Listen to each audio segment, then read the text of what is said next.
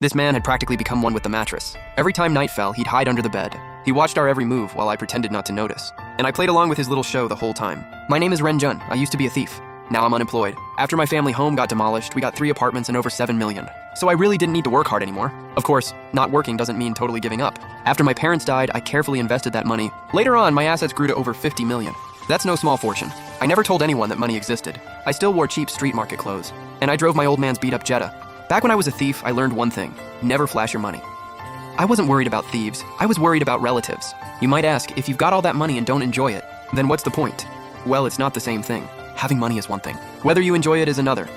My wife, Hulan, thought the same way. She even wanted to sell 2 apartments to upgrade our life.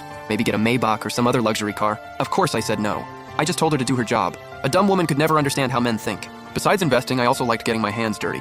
In the short term, I'd use new investors' money to pay off the old investors and give them a taste. That made the people watching think there was an opportunity, so they all piled in.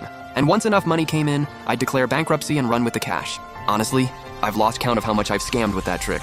Just a while back, a guy named Jinhao put everything he had into me. Then he went broke. It was almost funny. People who make a little money and think they understand the market are the easiest marks. Anyway, everything I did overseas was a secret. Nobody knew. But recently, I found out Jinhao had hooked up with Hulan. I scammed Jinhao into bankruptcy and he got close to Hulan. To me, that just evened things out.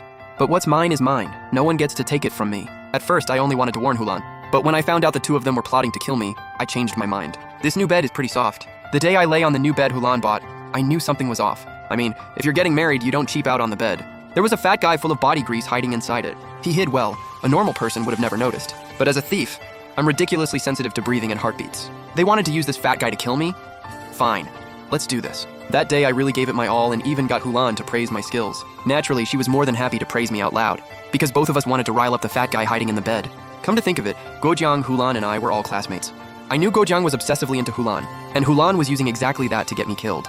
But I'm not some loser like Guojiang, easy to push around. I started planning how to get back at them without leaving any evidence. Honestly, my life was pretty great. I had everything I wanted. Before all this, I was already planning to tell her about my money. She'd been nagging me non-stop about luxury cars and designer stuff. But after what she did, she was asking to die. Maybe Hulan latching onto Jinhao was just like how she came after me back then. She's always been that kind of woman. After that, whenever I went in or out of that house, I was with Hulan. I knew Guojiang would never hurt her, which meant I was safe. But when Hulan told me to go there alone in the daytime to fix the gas line, I knew my chance had come. That day, after I got the message, I didn't rush to the house. Instead, I went to find Hulan first. I lost my key. Let me use yours.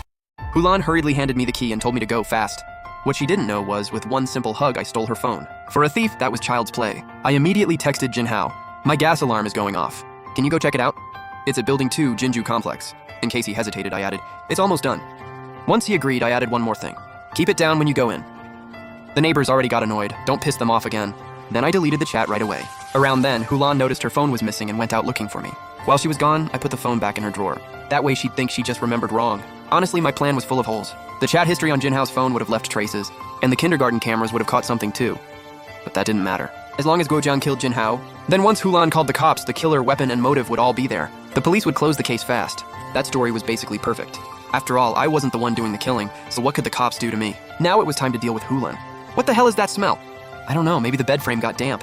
By then, I didn't want to hear another word from her, so I drove the knife into her chest. Stupid woman, why did you have to break my heart like that? I took a deep breath, then sliced open the mattress. Jesus, that idiot had actually been sleeping in a pile of maggots. The stench nearly made me pass out. Damn, you really hung in there. Panting, I shoved the knife into his hand so it'd leave his fingerprints. After that, I got ready to call the cops. I'd already rehearsed my lines. What are you doing here? Officer, I was just talking with my wife, when this big fat guy suddenly came charging out. He was yelling that she betrayed him. Officer, I was scared out of my mind. I ran through my lines with red eyes, a twisted face, and tears streaming down. For me, that was way too easy. Hulan, if you weren't going to enjoy the good life with me,